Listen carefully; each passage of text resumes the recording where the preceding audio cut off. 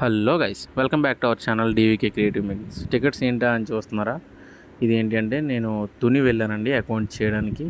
So ఇలా విశాఖపట్నంకి బాగా చెప్పానో లేదో మంచి లొకేషన్ అయితే వచ్చింది, చాలా బాగుంది. అది ఆస్వాదించే లోపే ఇంకా వెంటనే అనకాపల్లి స్టేషన్ కూడా వచ్చేసింది. చూడండి, ఇది అనకాపల్లి బోర్డు దగ్గర తీసింది. అనకాపల్లి ఇలా దాటాము, చాలా నించొని వెళ్తున్నాము. ఇంకా రాదు ఏంటి అనుకునే లోపే తుని కూడా వచ్చేసింది. చాలా బాగుంది స్టేషన్ కూడా. అయితే ఏంటి అంటే ఫస్ట్ టైం నేను తుని రావడం. నాకు ఈ స్టేషన్ చూసి చాలా కన్ఫ్యూజ్ అయ్యాను. ఎటు నుంచి బయటికి వెళ్ళాలో కూడా తెలియదు. స్టేషన్లో ఎవ్వరూ లేరు, సింగిల్గా ఉంది. అనుకోకుండా ఆపోజిట్ డైరెక్షన్లో వెళ్ళేసరికి ఏమైందంటే కోతులు వచ్చేసాయి మొత్తం. సో వాటిని తప్పించుకొని వచ్చేసరికి వేరే వాళ్ళని అడిగి వచ్చాను. ఎలాగో ఒకలాగా బయటకు వచ్చేసాను. తుని స్టేషన్లో ఒక మంచి ఫోటో కూడా తీసుకున్నాను. ఇది తుని స్టేషన్. నేను అకౌంట్ చేసిన వెళ్ళిన అపార్ట్మెంటు, దాని ఎదురుగా ఉన్న గుడిది దారాలమ్మ టెంపుల్.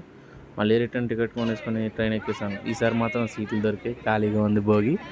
చూసారు కదా, నా ఎదురుగా కూర్చుని బాబు అడుగుతున్నాడు అది ఏంటి అని. అది చైన్ లాగితే ఎంత ఫైన్ వేస్తారు అని కూడా అడిగాడు. ఒకసారి లాగి చూడు ఏమవుతుందో అని చెప్పేసరికి వాడు నవ్వుకున్నారు. చాలా ముదురండి బాబు, ఎన్ని ప్రశ్నలు వేసాడో చూడండి. ఆ రెడ్ షర్ట్ వాడే.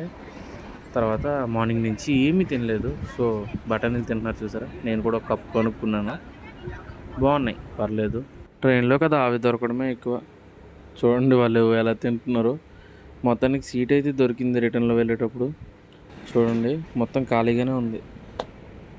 అనకాపల్లి దాటంగానే మాకు విండో సీట్ కూడా దొరికింది. హైలైట్ ఏంటంటే చూడండి ఎంత ఖాళీగా ఉందో. విండో సీట్ కూడా దొరికింది. చాలా హ్యాపీగా మంచిగా జర్నీ అయింది. ఫస్ట్ టైం నేను సింగిల్గా కూడా వెళ్ళడం ట్రైన్లో. చాలా బాగా అనిపించింది. దిగిన తర్వాత చూడండి ఎంతమంది ఉన్నారో స్టేషన్లో. ఏదో రోబో సినిమాలో రోబోలు ఎక్కుతున్నట్టు ఆ ఎస్కలేటర్ మీద వెళ్తుండగా చాలామంది ఉన్నారండి బాబు. ఆ టైం అప్పుడు కూడా చాలా నైట్ అయిపోయింది వచ్చేసరికి. అకౌంట్ అయితే కంప్లీట్ అయిపోయింది, బయటకు వచ్చేసాను. ఇది విశాఖపట్నం స్టేషన్.